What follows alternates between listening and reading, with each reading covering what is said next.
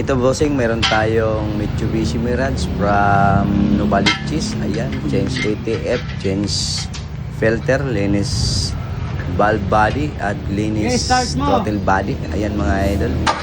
Ang layo pa ni bossing mga idol. So ayan, ganyan mga ginagawa natin. So kahapon lang to, meron tayong Toyota Wigo from Kabuyao din. Change ATF, cleaning valve body, change filter. So ayan po, yan po ang karamihan na ginagawa natin. So ito po kasi mas maganda kasi mga idol itong ginagawa ko kaysa mga drain, palit lang na filter. So hindi nasisimot yung mga natitirang ATF sa loob.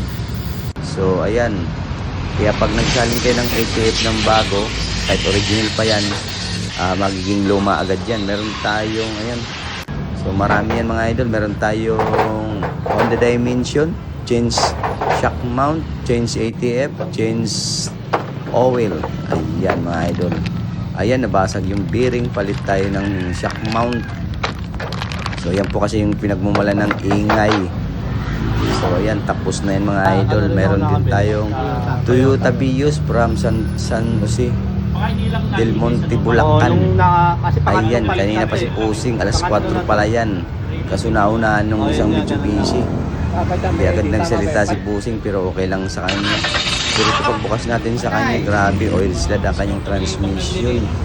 So kaya nilinis natin dito. Meron tayong Honda Civic SIR body 2000 model matic. Ang issue ay oil leak at change ATF, change oil. Ang dami, change timing belt. So ang daming ginawa dito mga idol sa Honda. Halos maghapon kong pinira ko. Meron tayong Toyota Innova from Santa Maria, Bulacan.